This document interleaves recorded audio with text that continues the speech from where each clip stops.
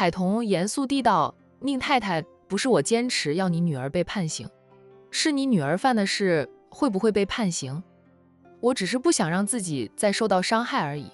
你的女儿，你了解，你说她知道错，保证以后不会再买凶伤我，你信？我是不信的。”宁太太黑着脸瞪着海童，丈夫老实说叫她要和海童打好交道，替女儿说情。她难道不想和这个乡巴佬打好交道吗？那她难道没有替女儿道歉、赔礼、说情吗？就她甚至让宁云出去找过海童的，但是海童油盐不进啊，坚持呢要起诉思琪。宁太太心里恨得牙痒痒的，海童不让她母女俩好过，她也不会让海童好过的。她站起来，冷着脸说道：“战大少奶奶，打扰了。”然后她伸手去拉宁云初，不想让宁云初和海童在一起。那要不是这个大女儿，思琪也不会和海童结怨。云初，我们走。在她伸手来拉宁云初的时候，宁云初甩开了她的手，淡淡地道：“我看不见，无法陪着你在太太圈子里周旋。我在这里坐着等宴会结束了就回去。”宁太太冷冷地道：“你不陪着我一起，就不用回家了。”宁云初，我再问你一次，你走不走呀？宁云初坐着不动。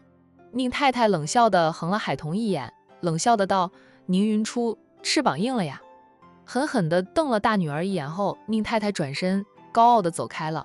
她一走，海童关切地问道：“云初，他会不会真的不让你回家？那个家回与不回有什么区别？我在那里本就是个透明人。”宁云初自嘲地笑了笑后，便又恢复了平静的神色，温和地对海童说道：“大少奶奶都说了，叫我海童。海童，你快和你的朋友们一起吧，我在这里坐着听听热闹就行。”海童不放心的道：“我带着你去和小军他们一起玩吧。”宁太太今晚分明不安好心啊，她担心宁太太会算计宁云初。不了，我看不见，跟他们也不熟，聊不来。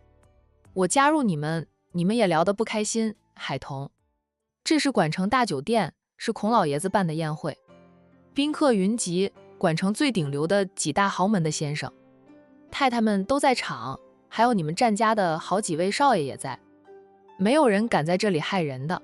他那个妈顶多就是让人相看他，相看好后，在离开酒店时会把他送给别人。海童想想也对，便叮嘱他几句，有什么事就大声叫喊：“你要不要吃点东西？我去帮你拿点吃的喝的。”宁云初微笑的道谢。海童呢，便起身去帮他拿了点吃的喝的回来，就放在他的面前，告诉他都拿了些什么。海童，谢谢你，我的原因导致你和他们结怨，幸好你没事，你若是有事，我这辈子都良心不安。海童是他除了小姑姑和那名保姆之外遇到的第一个无条件的、真心的帮他、对他好的人。宁思琪就是欠教训的人，你妈把他宠坏了，现在他就说你们是亲姐妹。当初宁思琪给你下药算计你的时候，宁思琪有把你当成姐姐吗？不说你，就是我们普通人被算计了，若没有人救助，后果都会很严重。海童以前也就在或者电视里看到过下药算计人的情节，就没。那想到现实生活里还真有这样的事情发生，而且是亲妹妹给亲姐姐下药，想毁了亲姐姐的一生。宁云初默了默后说道：“他给我下药也不是一次两次了，他们对你那样不好，你可以搬出来住的，住在一起风险太大了。”宁云初又沉默了一会儿，才恨恨地道：“那是我爸留给我的房子，我为什么要搬走？该搬走的人是他们。以前他们欺负我还是个孩子，后来欺负我是个瞎子。”海童美眸闪烁，这个信息量大。战印跟他分析过，宁云初的亲爸可能是被害死的。宁云初16岁一场大病，差点要了他的命。宁家居然没有人送他去医院，分明就是想让他死去。会不会是宁云初的爸爸在死前发现了什么，所以提前立下了遗嘱，留了很多财产给宁云初？那些人就想着谋财害命啊！那还是宁云初知道了他爸的真正死因。他们害怕宁云初会替父报仇，所以想让他死。宁云初命大，就恰好被远嫁的小姑姑回娘家探亲时发现生病了，那送她去医院捡回了一条命，但失去了光明。宁云初能活到现在，可能是她成了个瞎子，什么都看不到，很多事情也做不到了，那些人才留着她一命。海童觉得宁云初就像是一部悬疑大剧，疑点重重，却又一时半刻解开不了，让他想知道答案，想得挠心抓肝的。海童握了握宁云初的手，安抚他：云初，你若是知道什么的，却一直隐忍着，你暂时保持现状，活着才是最重要的，还有先治好你的眼睛。宁云初心头暖暖的，他反握着海童的手，轻轻的道：我会的，我一直都在忍着，因为他失明了，他无法再搜集证据，只能忍着。海童又拍拍他的手：我没事，海童，你忙你的去吧。宁云初的情绪平复得很快，刚刚那恨恨的表情似乎从未在他脸上出现过，他看上去总是一副云淡风轻的样子，好像万事在他手里掌控着一般。其实是他被伤害得太深，那他麻木了，就不再期待，心死了，也就表现得不在乎了。海童看到战逸晨端着一杯红酒朝这边走过来了，他缩回了手后，对宁云初说道：那我先去忙，有什么事大喊一声就是。好。海童起身走开，走到了战逸晨面前时，他轻声对小叔子说道：照顾好云初，宴会结束后送他回家吧。喝酒了吗？没喝。战逸晨就是端着那杯酒做样子的，毕竟在场的人几乎人人手上都端着一杯酒，那喝不喝就不知道了。那就不喝了，你亲自送他回家，我放心点。谢谢大嫂对我老婆的关心。海童低笑，那么快就连老婆都叫上了，也不看看你是否尽到了丈夫的责任。战逸晨厚脸皮的道：她早晚都会是我老婆，我先叫上了，是练习练习，免得以后像我大哥一开始那样叫不出口。海童笑：你这是把你大哥当成反面教材了，有大哥的前车之鉴，我们能避开很多感情里的矛盾大坑。战印第一次叫他老婆是什么时候？海童都没有印象了，可能是当时他反应不激烈吧。要是反应激烈，他肯定有印象的。幸好战粗刚不知道海童怎么想的，否则又得酸一个晚上睡不着。海童走开了。那他去找他的项目合作伙伴。商小飞带着沈小军结交了她的好闺蜜文若曦，也在和文若曦的表哥在聊天。看到海童来了，商小飞挽着海童的手臂，对文若曦说道：若曦，这就是我的亲表妹海童。拿下战印的海童，他拿不下战印，但他表妹拿下了战印，商小飞与有荣焉。文若曦笑道：战大少奶奶之名如雷贯耳，今晚一见，真如天仙下凡，能拿下战少那是理所当然的事。海童也笑：文小姐夸奖了，我哪有文小姐说的那般美好。那我和战印也不存在谁拿下谁，我们俩是相互吸引。众人都笑。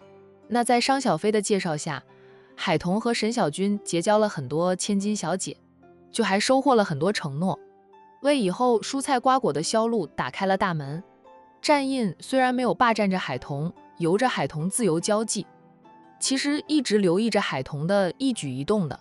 苏南和他一起，见他又看向了海童，对他说道：总裁夫人生来就是适合这个圈子的，你看他毫不胆怯，不论是面对谁，把这种场合当成大海的话，他就是大海里的鱼。战印眼底一片温柔，含着宠溺。我家彤彤本来不是个充满自信的女人。苏南笑道：战印刚领证时，你有没有想到会有这一天？战印看他：你有想到你会爱上沈小姐吗？没想到。我也没想到，我没有预知能力。苏南哈哈的笑。过几天我和小军订婚了，恭喜。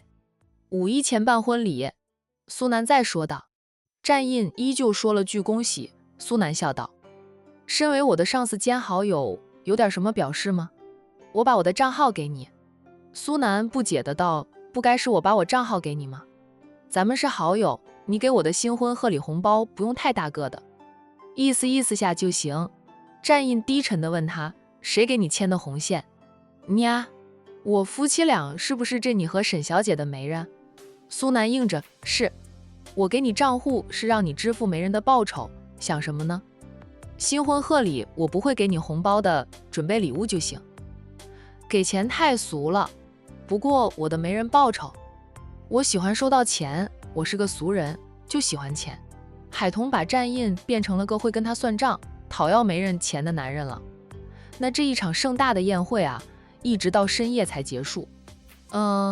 以往来露个脸，顶多就是待个10几分钟，便会离开的战大少爷，今晚足足待到宴会结束了，才揽着爱妻离开。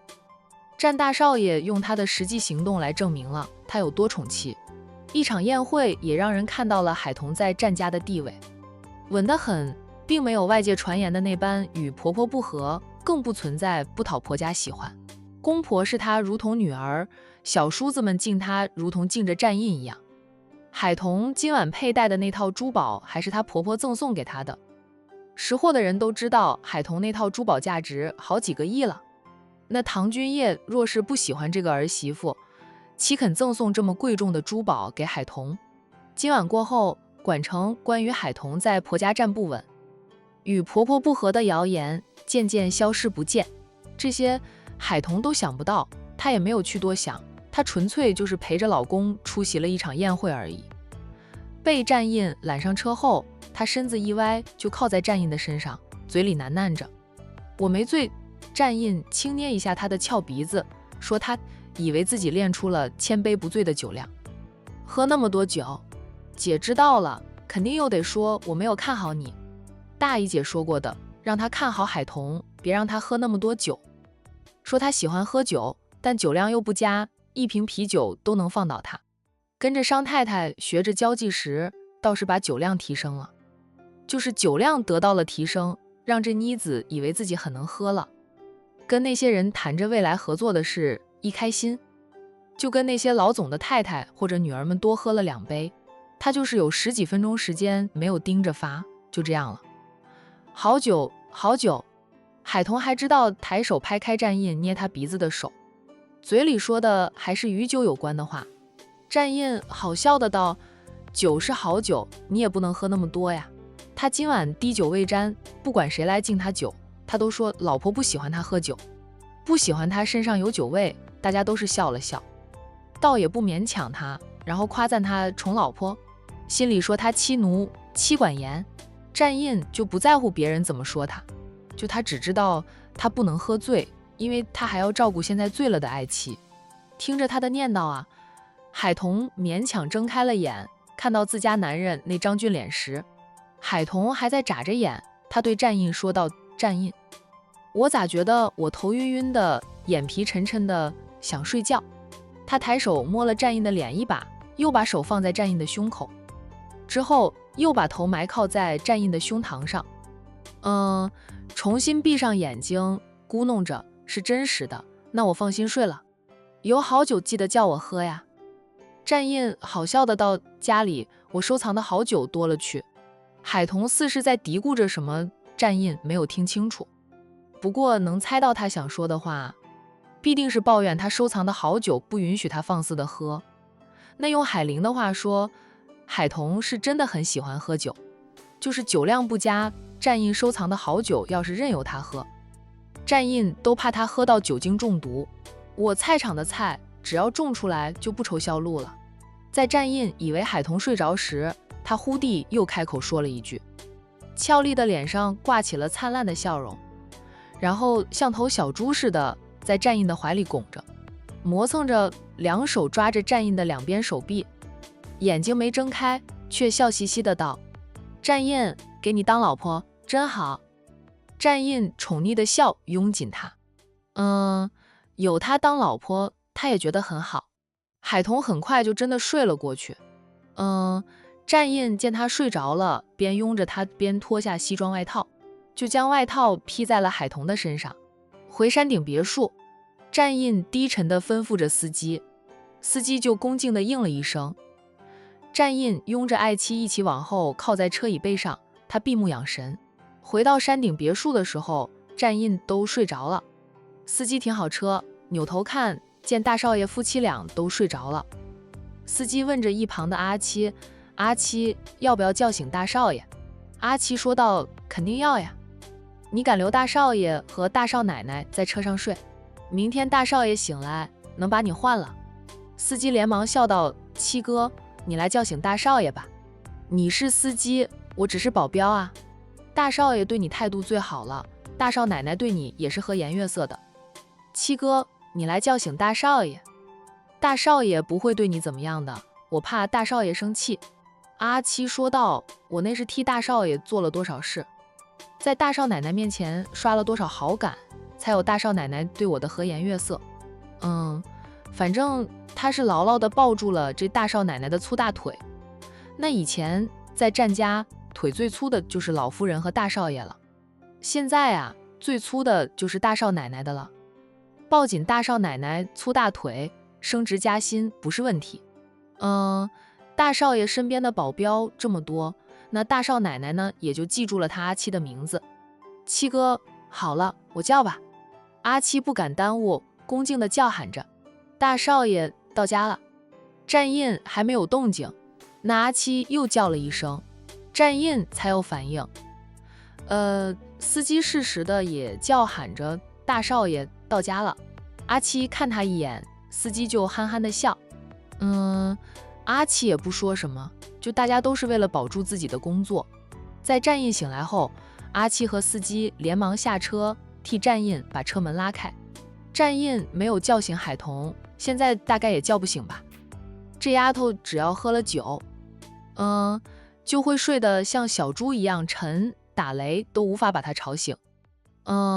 她抱着海童下车，管家明叔从屋里迎出来：“大少爷回来了。”“别吵，童童睡着了。”战印低沉地说道。明叔马上噤声，然后跟在战印的身后进屋。进屋后，战印也没有停下，继续抱着海童上楼去。明叔等到自家大少爷的身影消失在眼前了，才转身走出去，叫住了准备去休息的阿七。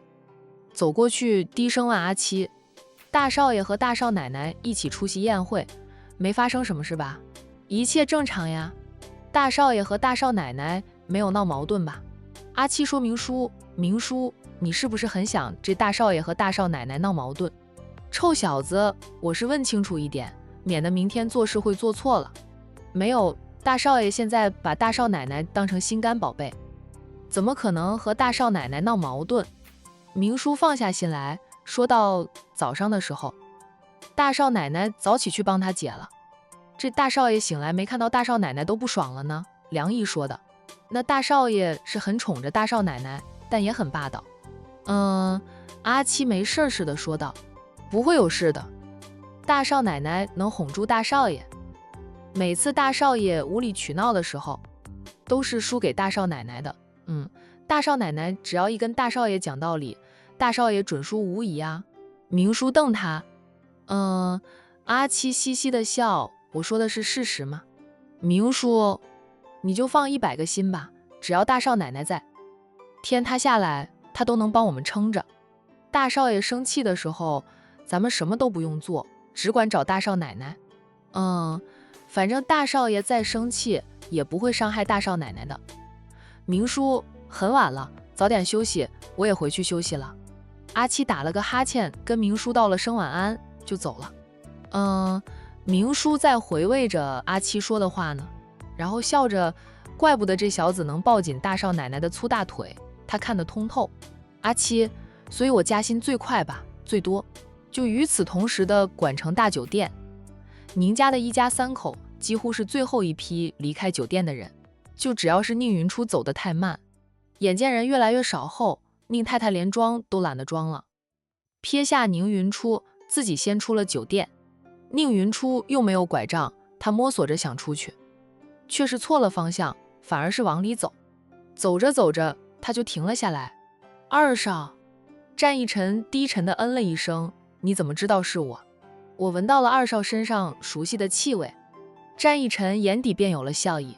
你掉了什么东西吗？怎么往回走啊？跟我说说，我帮你找。宁云初俏脸有点红，出门前，宁太太不让她戴着墨镜，没有大墨镜遮掩着，她脸上的神情轻易就被人看个透。我是走错方向了，我想出去的。二少啊，我现在该怎么走才能走出酒店啊？战逸晨看了看酒店门口，并没有跟他说，而是伸手牵起了他的手。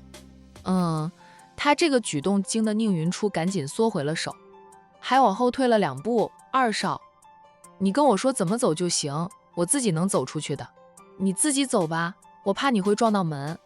战逸晨看着他，我不是占你便宜，我知道，二少不是那样的人。二少，你跟我说怎么走，我会小心的，不会撞到门的。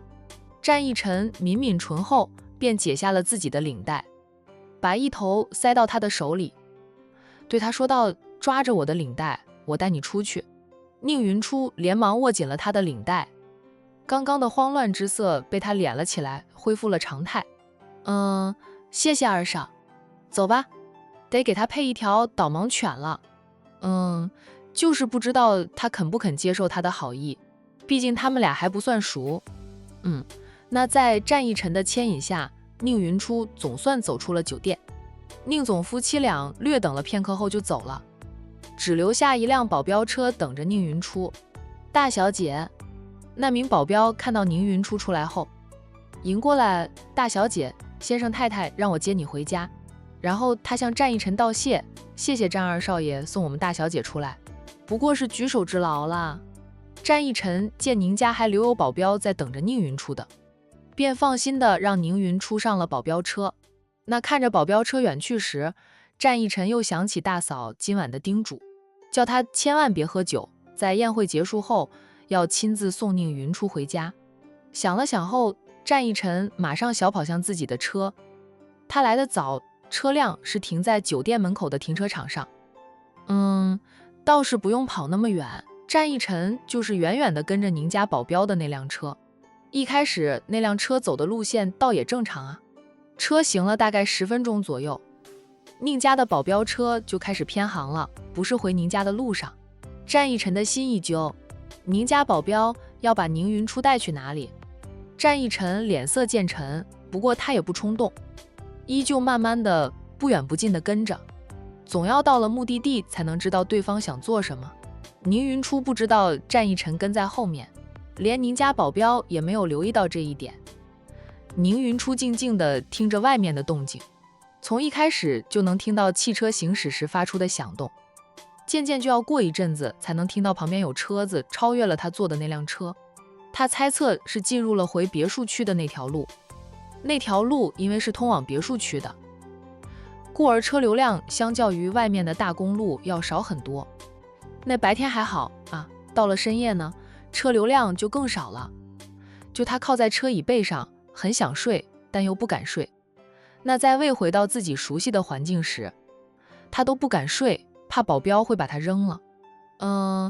不知道车子行驶了多长时间，总算停了下来。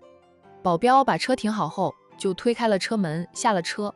宁云初听到他下车的动静呢，连忙也摸索着开了车门，准备下车。车门一开，他就感受到有人靠近他，还是个陌生人。听步伐，他没听过的，那对方近前了，他闻到了他身上浓烈的烟草味。谁？宁云初防备地问着。就对方没说话，就站在他的跟前，静静地看着他。他感受到对方看他的眼神很专注，他被他盯得浑身汗毛都要竖起来了。马上他往后退，想关上车门，可惜来不及了，对方一脚挡住，不让他关上车门，然后那个人上车。宁云初扭身就要开另一边的车门下车，那个男人呢，却握住了他的手，不让他从另一边下车。你是谁？宁云初回身用力推开对方，抽回了自己的手，厉声质问着。那个人被他用力推开了，也不生气，也没有更进一步的动作，就是坐在他的身边，边抽着烟边打量着他。宁云初右手悄悄地摸向了他的高跟鞋，随即以最快的速度脱下了高跟鞋，猛地朝对方没头没脑地敲打过去，也不管打到哪里，反正就是拼命地敲打。别看她娇小玲珑的，力气还不小呢。那个男人觉得她是个女孩子，又是个瞎子，看不见她，只要她不出声，他就永远不知道她是谁。她又是宁家夫妻俩送给他玩玩的精致尤物，只要他能帮宁家夫妻俩把他们的宝贝女儿捞出来，这个瞎子以后都是他的玩物。他玩过挺多女人的，但是这么漂亮的瞎子，就他还没有尝过味道。就感觉挺有新鲜感的。他连车门都不关，以为宁云初跑不掉，毕竟他看不见啊。穿着抹胸式晚礼服的宁云初，身上也没有地方可以藏着利器，故而他是一点都不担心。就没想到他会脱下高跟鞋朝他没头没脑的敲打过来。女人穿的高跟鞋打在人身上，好痛的。他被宁云初以拼命三娘的架势一顿敲打，赶紧从车上跳下来。那宁云初很快也下了车，那他当然不能追着对方打，毕竟他看不见。下车后呢，他就连另一只鞋也脱了下来，两手拎着就跑。他也不知道自己跑向哪里，可他才跑了几步，就被那个满身都是烟草味的男人抓住了。他粗暴地把他扯回来，往后一推，他就被他推得跌靠在车上。随即呢，他欺身上前要把他按压在车前盖上。那宁云初又想用高跟鞋敲打着对方，却被对方抢走了鞋子，没有高跟鞋在手。他猛地弓起膝盖，用力的一顶，对方一声闷哼，那压在他身上的重量就没有了。他估计顶中了对方的要害。宁云初趁机身子一滚，滚到了一边去，然后赶紧站直身子，撒腿就跑。烟草味男人是被宁云初顶到了要害，痛得他一时半会没法去追宁云初。而这是偏僻的地方，为了不被人发现，他特意的交代自己的人不用跟随。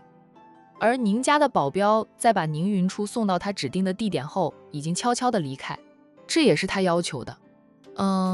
他怕宁家夫妻会拍下视频，以后威胁他继续为他们办事，才会要求宁家保镖在把宁云初送到后就马上离开。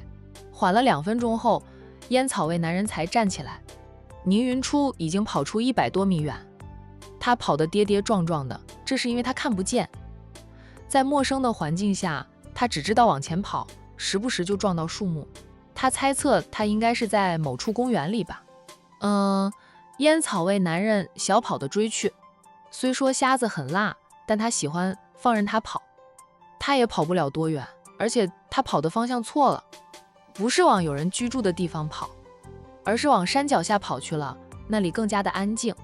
还有一座凉亭，把他制服后，在凉亭底下的石桌上。他这样想的，那眼底的笑意更深。他顶了他一膝盖，害得他痛了一回啊！等会儿他会连本带利都讨回来的。忽然啊，有车辆朝这边驶过来了。听到动静，烟草男人扭头看，见到一辆车以疾驰的速度开过来。怎么会有人？烟草男人心里一阵火大，动作却不慢，马上闪身跳进路边的绿化带，借着绿化带做掩护，迅速的往回跑。那赶来的自然是战一晨。战一晨在车上看到了烟草男人追赶宁云初的画面，他那个气啊，真想一脚油门冲过去把对方撞飞。眼见那个男人呢，反应也快，想遁走，还不想让他看到真面目。战一晨马上刹车，停好车后，跟着推开车门跳下车，就先去追赶那个男人。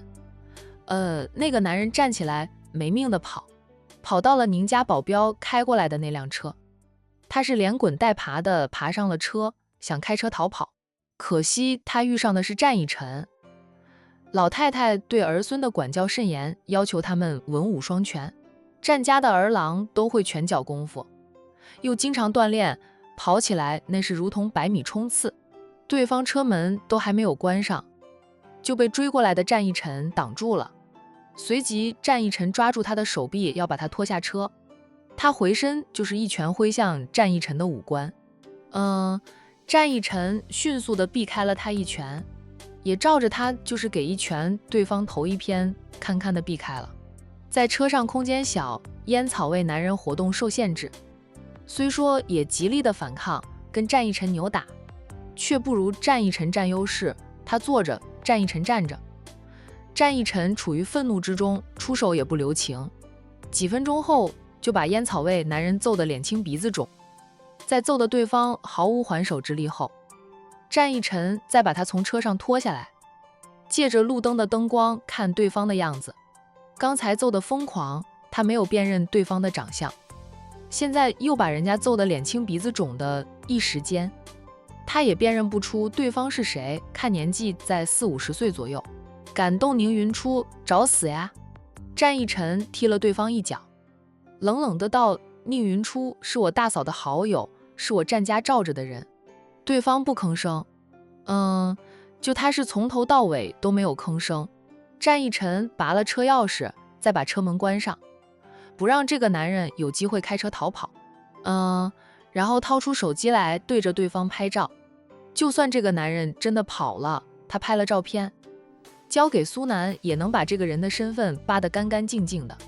拍完了照后，战一晨又踹了对方一脚，然后才朝宁云初逃跑的方向跑去。宁云初没命的跑着，也不知道自己是往哪个方向跑的，反正他是前方有路还能跑，那他就一直的跑着。当他听到身后传来了跑步声，以为是那个男人追了过来，他跑得更快，却不小心又撞上了一棵树，跌倒在地上。他就费力地瞪大眼睛，想看清前路。眼前模模糊糊的，看什么都是重影，重影还特别厉害，压根儿就看不清楚。他这样逼迫自己想看清楚前路时，头还会刺痛刺痛的。云初，熟悉的叫喊声响起，爬起来还想跑的宁云初听出来了，那是战家二少爷的声音。他怎么在这里啊？宁云初。战一晨总算跑到了宁云初的跟前，看到他虽然狼狈不堪，除了没有穿鞋，倒是没有受到伤害，他才放下心来。二少，是我。二少怎么会在这里？战一晨伸手就敲了他一记，我说送你回家。你说不用了，要不是我大嫂交代我，让我今晚一定要送你回家，我不放心。跟着你们家的保镖车，看你今晚怎么办。那宁云初说道，我身上还藏着小刀。藏着小刀又怎么样？你看不见，等你把小刀拿出来，再打开小刀，人家早就把你的小刀踢飞了。就算没有被踢飞，你看不见，胡乱的刺呢，能刺到谁啊？刺空气了。先回去再说吧。战一晨见他脸色难看，不忍心再指责他。他看不见呀。他上前2步，一弯腰打横抱起了宁云初。二少，我自己能走。宁云初不习惯被一个男人抱着，他挣扎着要下地。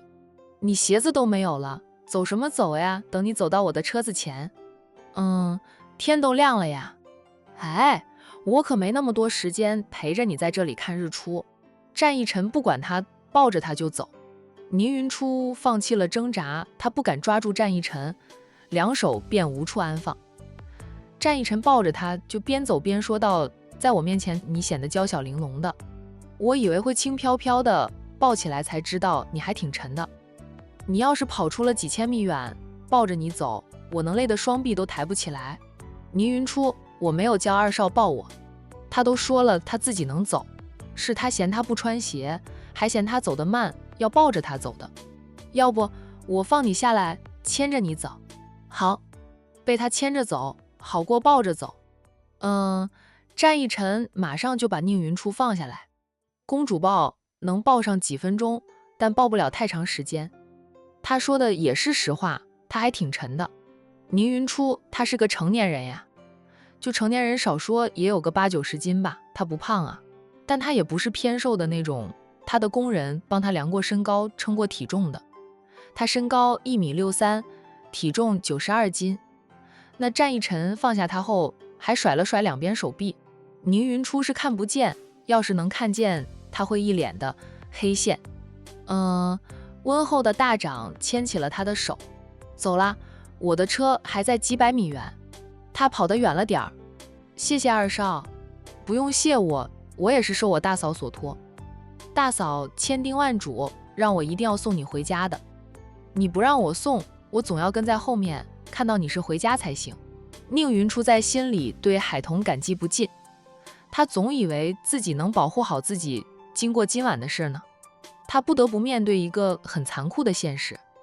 哪怕他再聪明再厉害，眼睛看不见就是个要命的弱点。况且她又不是古代那种身怀绝技的侠女，就身上藏着小刀，伤不到别人就是伤她自己的，那是最下策。你呀，最要紧的呢，还是把眼睛治好。战一晨边牵着她走边说道，就有她牵着，她是不用跌跌撞撞的。不过也不能走得太快，她跟不上，还是抱着她走快一点，但抱着她吧，她又会累。早知道他就开着车过来了，也不用走那么远的路。海童要是知道他心里是这样想的，必定会跟战印说，他的弟弟们跟他当初一样，都是凭着实力单身的。我想，我做梦都想把眼睛治好，最大的希望就是寻找神医师徒了。我小姑姑去了 A 市一趟，打电话跟我说，神医师徒早就离开了 A 市，现在又不知道在世界哪个角落。高人都是来无影去无踪的。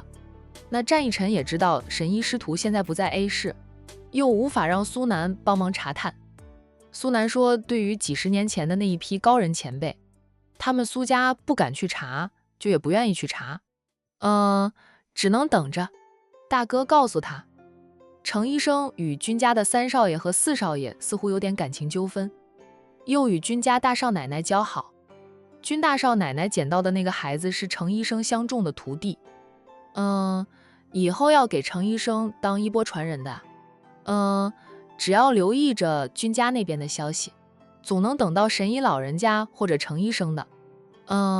那除了等待程医生师徒之外，战一晨也在打听全国各地的眼科医生